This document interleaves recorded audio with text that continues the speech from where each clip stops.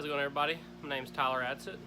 Welcome back to the shop. We're down here in the basement today and been noticing a lot of new people to CNC don't know this little trick, and I'm all about, if you've got a trick, share it with me and I'll do the same. So this little trick is for when you're doing V-carve,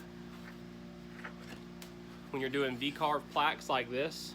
This is an example piece because I didn't run spell check, but at any rate, this is where you use a V-bit to cut the recess, and then you know, it's about 1 millimeter deep, and then you fill the back side with black paint. So typically I would see people post things up on the Facebook groups with you know, how do I keep the paint from bleeding? What's the process to get this, you know, get your crisp edges like you got here? I mean, this is a crisp line. And this is an open-celled red oak piece of wood, so if it's gonna bleed, it's gonna bleed on a piece like this or on a piece of pine. So the way that I've discovered to get these crisp lines like this here is it's a multi-step process, but it will get you to these crisp lines. So the first thing you do is you take your piece of wood that's plain, sanded, ready to go, and you put a coat of clear coat on it. So this is just any old clear coat that you can get, semi-gloss, it doesn't really matter. You want it to be the sheen that you're wanting to finish with though. You can use urethane, you can use whatever your finished clear coat's gonna be. So go ahead and shoot clear coat on it. And then you put Aura Mask on it. I'm gonna put up here how it's spelled, O-R-A-M-A-S-K. When you go to buy a roll of this stuff, it's gonna come in a big roll, okay? It's expensive, all right?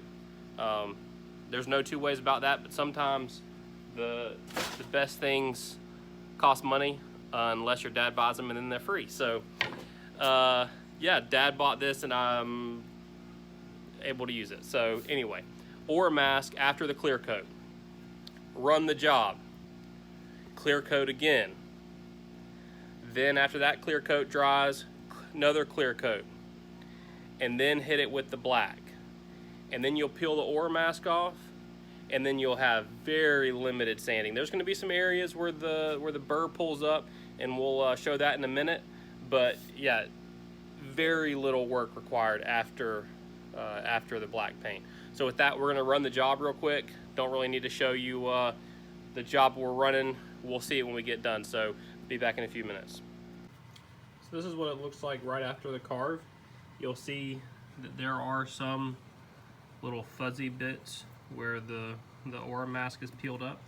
The key here is that really isn't all that big of a concern because the areas where there weren't cuts are they're going to be clear coated still. So now what we're going to do is we're going to clear coat over this with the same clear coat that we coated before the carve, and then we're going to paint black.